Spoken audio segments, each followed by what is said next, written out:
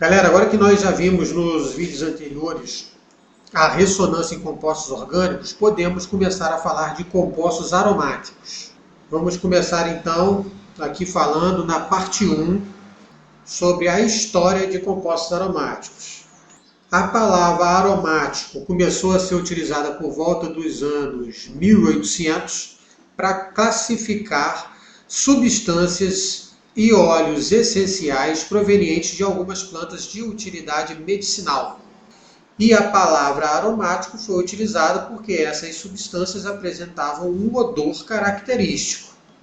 E o termo aromático foi utilizado pela primeira vez na literatura em 1855 por Hoffmann em seu trabalho com ácidos orgânicos. O fenômeno da aromaticidade que nós vamos falar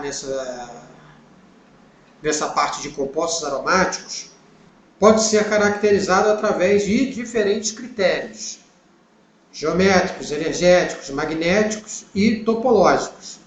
E esses critérios apresentam um certo grau de correlação. Na Conferência de Jerusalém, em 1960, ficou definido que compostos aromáticos deveriam ser planares, cíclicos e possuir um sistema de elétrons π deslocalizados.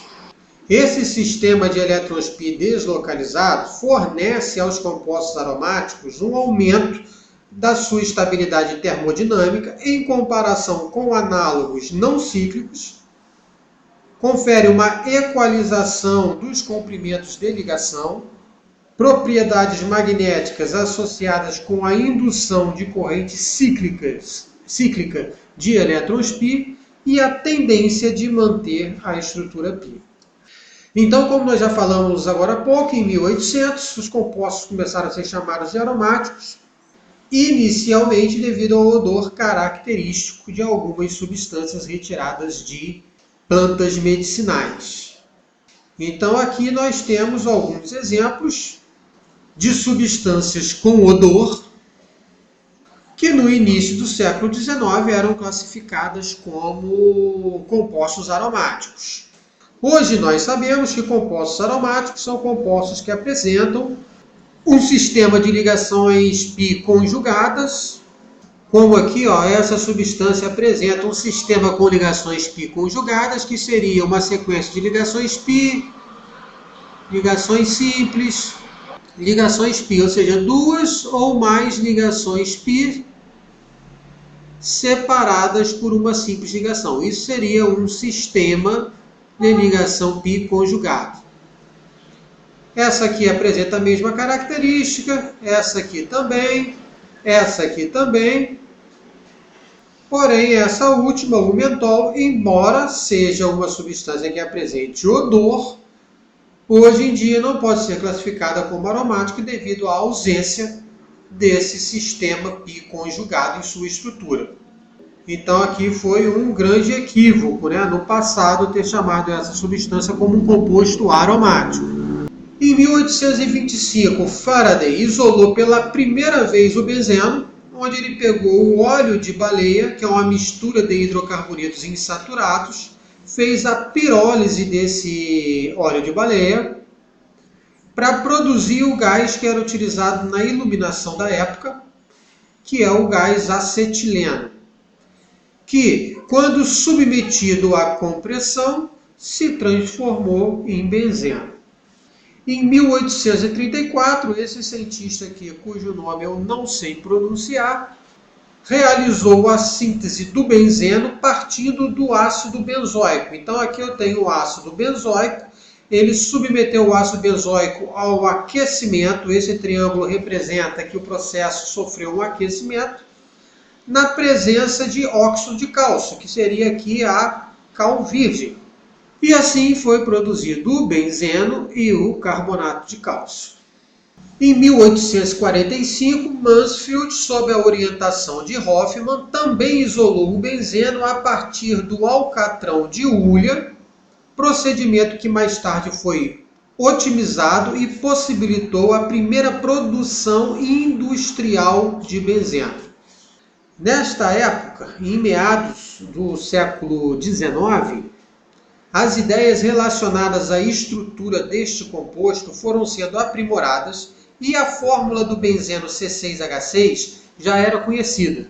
No entanto, havia ainda muitas dúvidas sobre a estrutura do benzeno. E essas foram algumas das possibilidades que surgiram nessa época. Então, ainda em meados do século XIX, alguns químicos considerados estruturalistas começaram a sugerir algumas propostas para a estrutura do benzeno. Como eu tenho essas aqui abaixo, cada proposta com o seu autor aqui embaixo. Tá legal? Porém, a de Kekulé, de 1865, seria a mais próxima da real estrutura do benzeno. Kekulé propôs que o benzeno poderia se apresentar dessas duas formas e que haveria um equilíbrio entre essas duas formas, ou seja, uma forma se transformaria na outra. E hoje nós já sabemos que não existe um equilíbrio entre essas duas formas. Então essa seta aqui está incorreta. Já no início do século XX, entendeu-se que não existia nenhum equilíbrio entre essas formas do benzeno, e sim estruturas canônicas de ressonância que perfazem um híbrido, que é o que nós chamamos na parte da ressonância do híbrido de ressonância. Então vamos lá, ler esse item aqui. Quando duas ou mais estruturas de ressonância podem ser escritas para uma molécula e diferem apenas na posição de seus elétrons, vamos parar por aqui. Então temos aqui duas estruturas de ressonância para o benzeno, onde uma difere da outra apenas na posição dos seus elétrons π. Está aqui, posição dos seus elétrons π. A única diferença entre elas, beleza?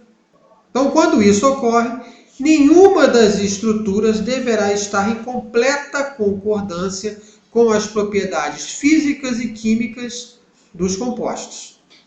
Então, nenhuma dessas duas estruturas de ressonância representa completamente a estrutura do benzeno. O correto, então, seria a gente representar o híbrido, tá? De ressonância.